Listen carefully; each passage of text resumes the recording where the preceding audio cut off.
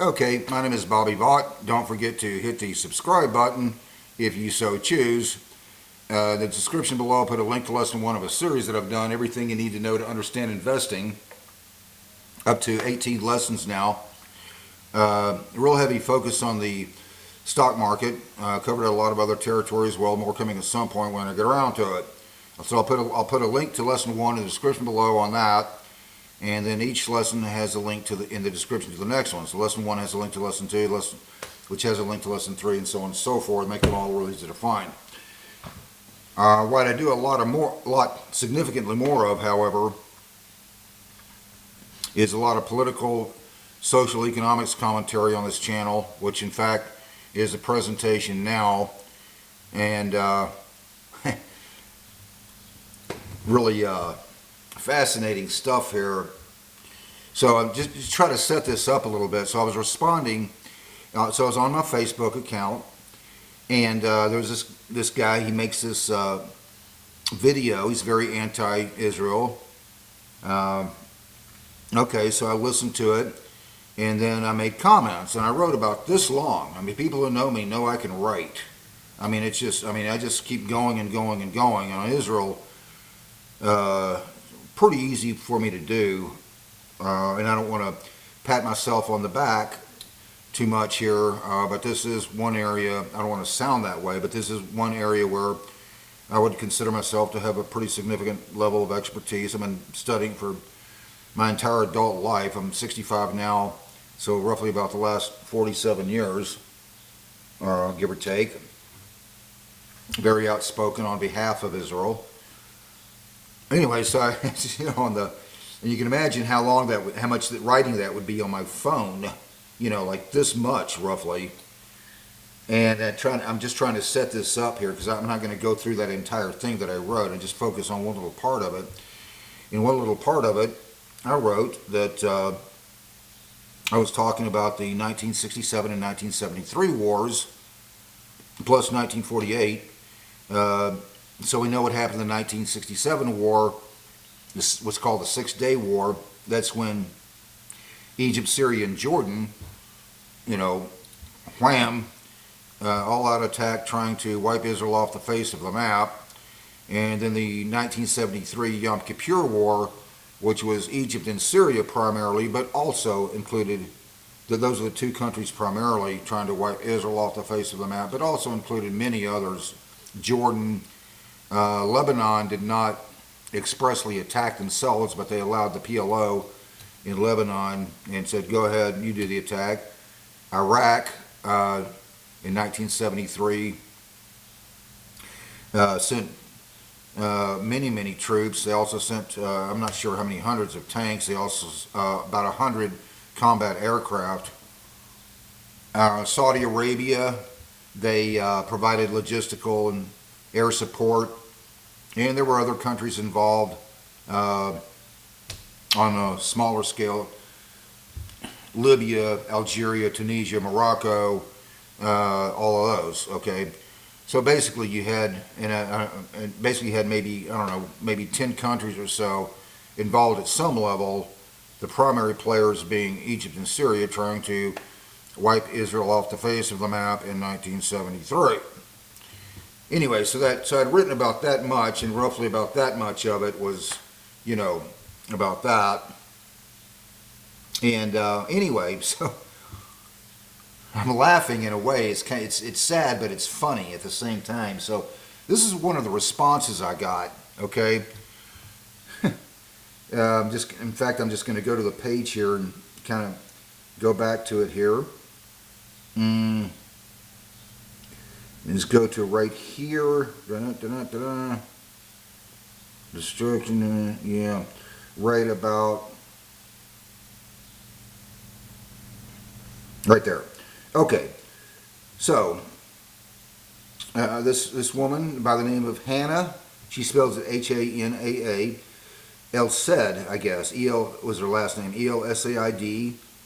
So she writes in response to that about Egypt and other countries trying to wipe Israel off the face of the map. I kind of got the impression Hannah might be from Egypt. I'm not sure.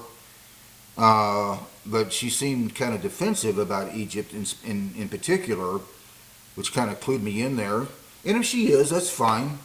I mean, I don't, I don't want to guess. I probably shouldn't guess about things like that, really. But wherever she's from, uh, we love all people everywhere in the world. I clicked on her little Facebook icon thing there, trying in these comments that we were bantering here, because I was just kind of curious to see if it would tell me where she was from. Is she from Egypt? I don't know. That's what I wanted to know, and I was unable to ascertain that because she had her profile locked. Fine, that's her prerogative. But in any event, so Hannah El said, wherever she's from, she responds with this. And she's talking about the Sinai here in context, okay? She's talking about the Sinai, that area to the east of Egypt, and it's. I mean, So I mean, I'm going to do this backwards so that it's right for you. So you would have Egypt here, and then you go that way, and you have the Sinai, and then Israel over here, and on the west side of the Sinai, you have the Suez, and then on the other side, on the east side of the Sinai, you would have the Gulf of Aqaba, or sometimes called the Gulf of Eliot. Both of those dump down into the Red Sea below the Sinai, right? Okay, but anyway, so she's referring to the Sinai here. And this is what she writes. Well, now I got to scroll again to find it. And, oh yeah, here it is. So Hannah says she's referring to the Sinai in context. She says, it was always Egyptian, and Egypt freed it, Sinai, in war. Okay. So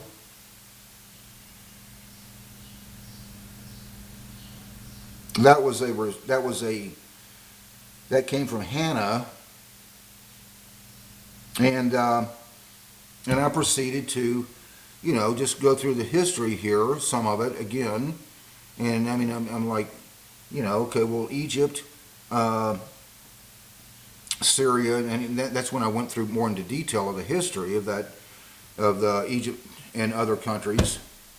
3 times really tried to wipe Israel off the face of the map, 1948 plus the 1967 Six-Day War and the 1973 Yom Kippur War. And I went through the detail about that, and I said, in response to where she wrote, "And Egypt freed it, the Sinai in war," and I pointed out Egypt actually. Israel actually handed the Sinai back to Egypt.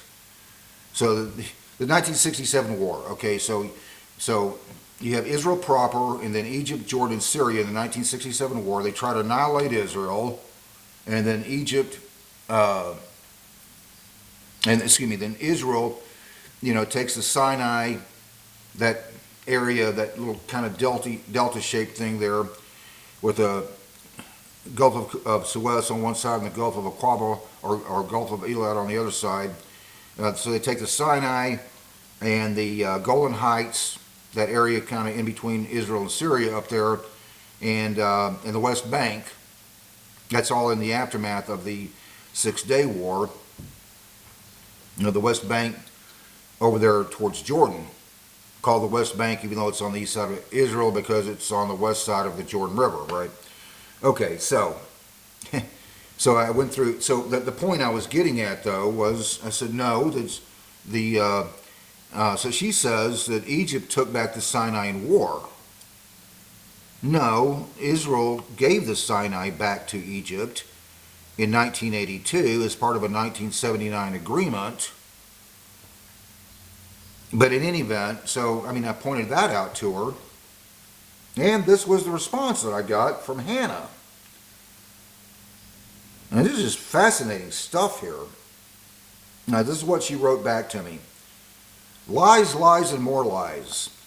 Sinai was always Egyptian, and it will forever be Egyptian. You lost, she's referring to Israel. I don't live in Israel, but she's referring to Israel there. You lost the 1973 war, and Egypt took their land back. Well, that's interesting because, I mean, well, Israel still exists now, and, I mean, had they lost any of those wars, it wouldn't. But she says, but that was her claim at least.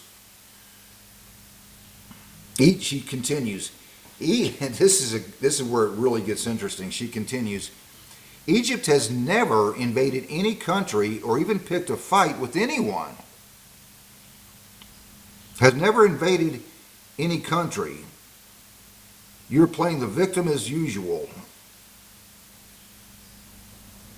Interesting. Okay, so I have to admit, sometimes I get frustrated, and I just there's occasions I shouldn't do it, but there are times I get frustrated and I just go, you idiot. You know, I do that sometimes, and it's something I need to work at and get better at. I've used stronger language than idiot with people, but in any event, I resisted that temptation this time at least. And I decided, nope, I'm going to use a little more Dale Carnegie here technique, if you know what I mean, and try a different approach.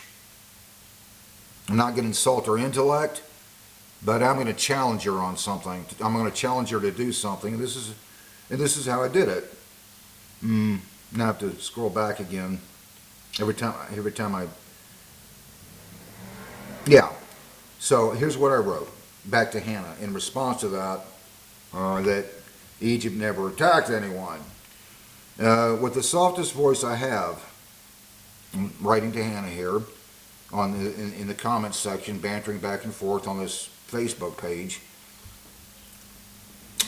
I've been studying this my whole life. I probably should have said my entire adult life. I mean, obviously I wasn't studying this stuff when I was 1 year old or whatever, but I mean, anyway.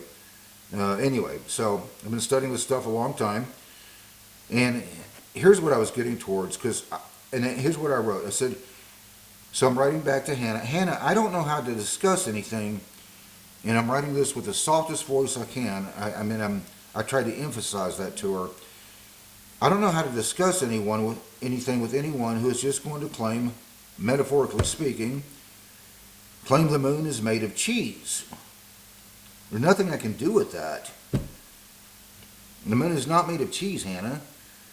Twice, actually 3 times, if you count another attack in 1948, Egypt tried to wipe Israel off the map. Again in 1967, 1973, that would be the Yom Kippur War. Egypt, along with other countries, and here's the overview. I think sometimes it's a very legitimate thing to do with an AI, just use an AI overview. It depends on what you're asking, okay? I mean, if you're looking for, it depends on how much information you're really looking for. If you're just looking for basic factoid type information, in this case, just doing an AI overview is a perfectly legitimate thing for me to do because I already knew what the AI overview was going to say before I even typed in the question. I was just, I had to do it anyway, but just to be able to say I did it. So this is my way of letting Hannah know that this is not just coming from me, Hannah. Okay, so here's the AI overview, and I copy-pasted it into my comments here. Egypt, often leading an Arab coalition, launched major wars in 1948, 1967, 1973, with the goal of eliminating Israel or reversing its existence. The 1967 Six-Day War and 1973 Yom Kippur War are often cited as primary attempts to destroy Israel, ultimately leading to a 1979 peace treaty where Egypt recognized Israel, which is true. They were arguing about if that was even happened. And they got people here saying that Egypt took back the Sinai by force, by war. No, Israel handed it back in 1979 as part of the Camp David meetings between Anwar Sadat and Menachem Begin.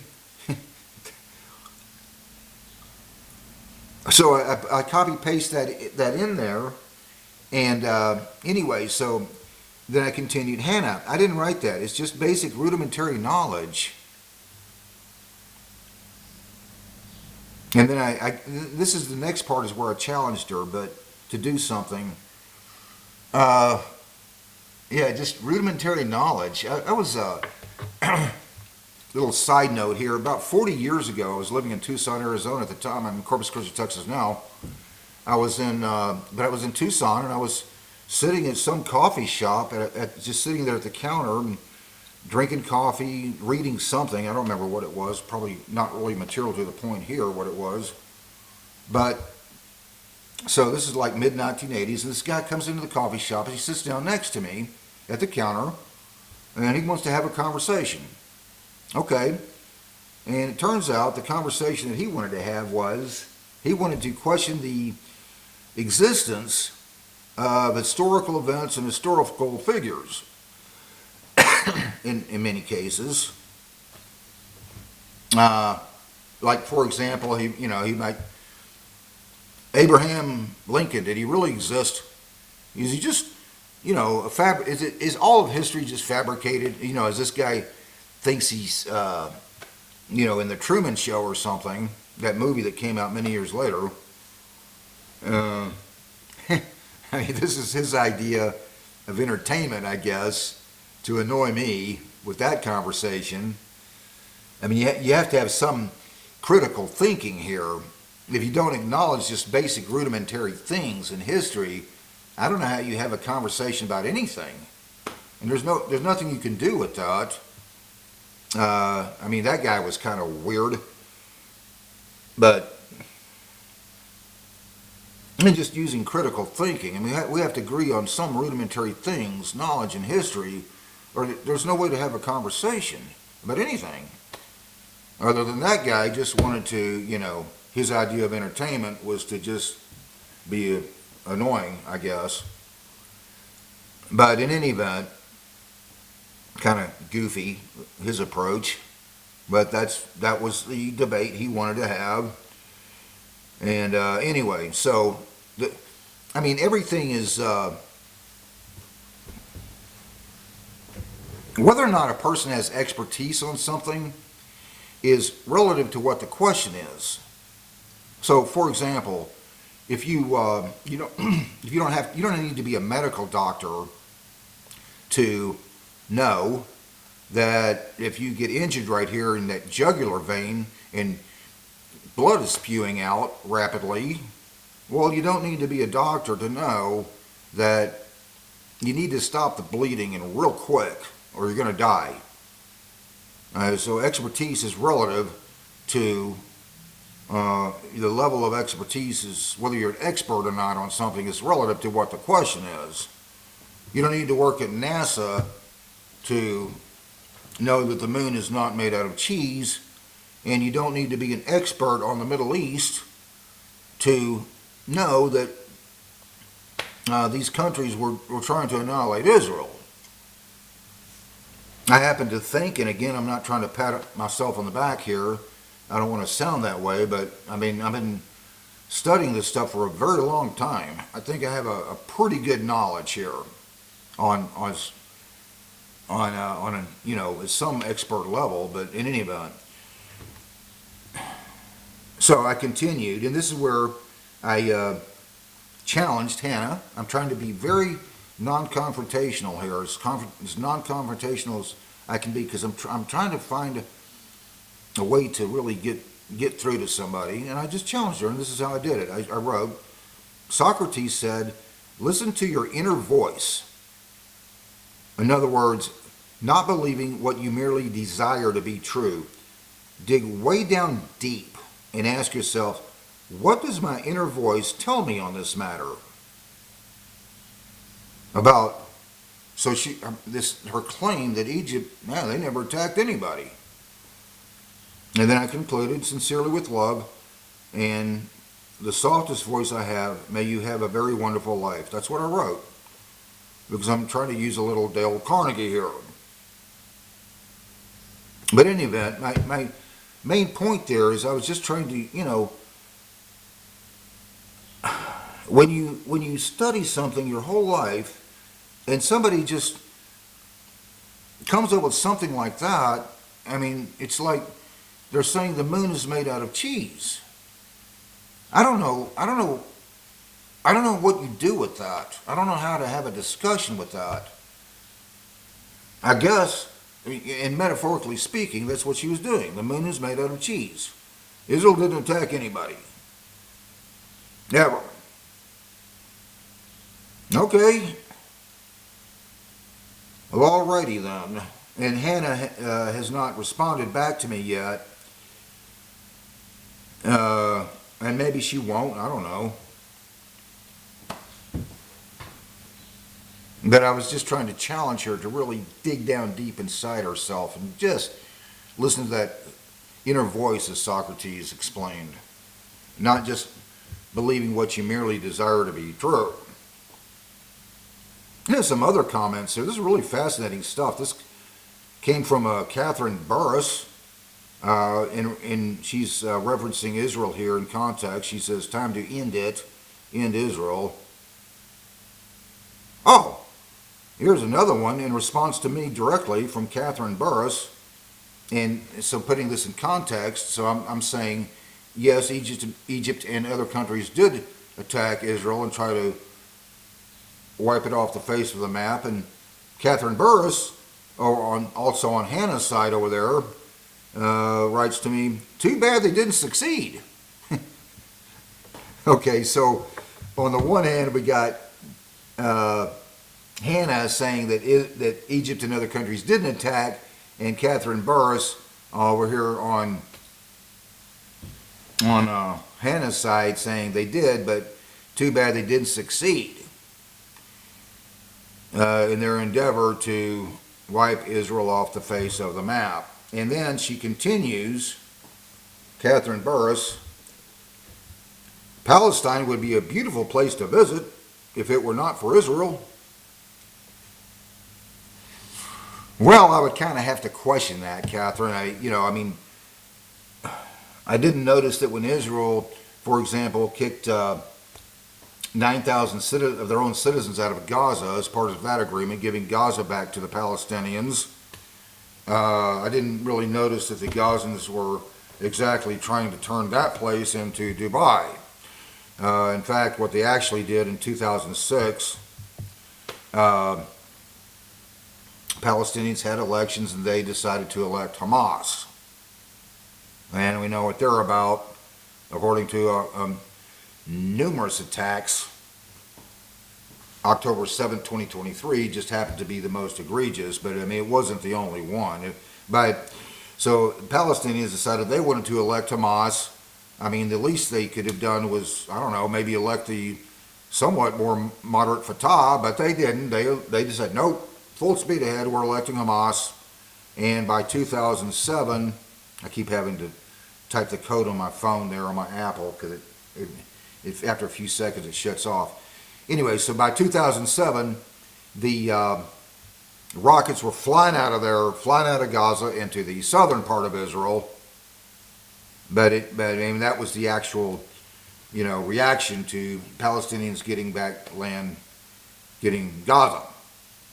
So I would kind of have to question whether that part about how Palestine would be a beautiful place to live if it weren't for Israel, but in any event, so let's go back to this again. Catherine Burris, her response to me, too bad they didn't succeed. In context, she's saying, too bad they did succeed in Israel and wiping Israel off the face of the map.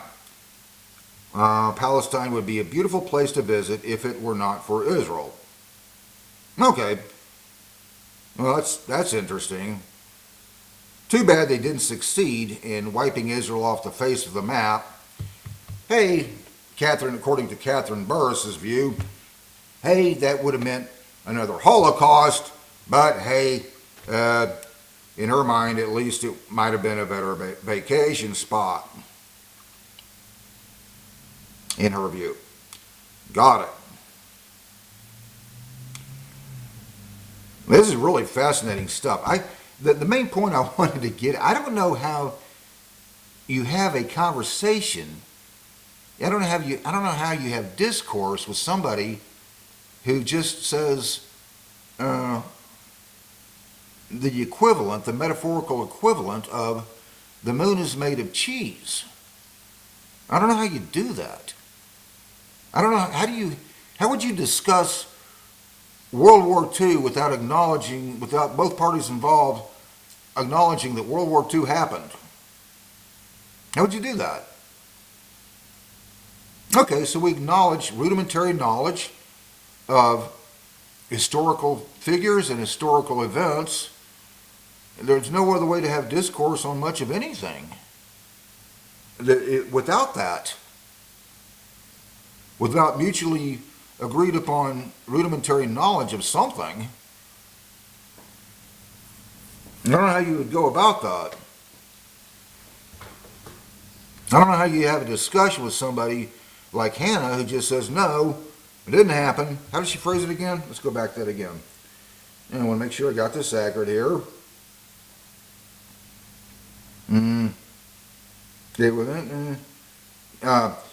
Sinai was always Egyptian. Well, it was prior to 1967, and then Egypt had it from 67 to 73 because Israel's enemies fight they try to fight wars of limited liability. They try to wipe you off the map, and then when they lose the war, like they did the 67 war, it's like heads I win, tails you lose on a coin flip. They fight wars of limited liability. We try to wipe you off the map, and then you take and then Israel takes the territory that their enemies were trying to use it as a launching pad to wipe them off the map. I mean, go figure. But in any event, so Israel gives the Sinai back to Egypt in 1982 as part of this 1979 agreement. And that happened. It was part of the Camp David meetings between Menachem Begin and Anwar Sadat in 1978. And they had this agreement in 1978 or 1979. I don't know how you talk to somebody, but Hannah says no. Egypt had to take it back in war. I don't know how to have a discussion with somebody like that.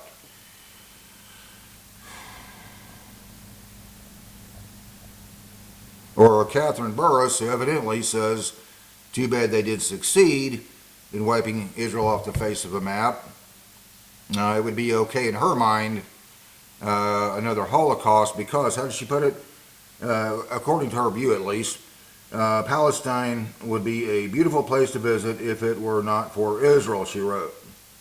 So Catherine Burris's view is, we don't mind having another Holocaust as long as we get, what she thinks at least would be a better vacation spot. Got it. It's really just fascinating. Catherine Burris. In any event, I'm going to leave it right there. Don't forget to hit the subscribe button if you so choose. And there's also that 18 lesson series that I did, Everything You Need to Know to Understand Investing, if you're interested. So I'm going to leave it right there. Hope life is treating you well. Until next time, have a great day.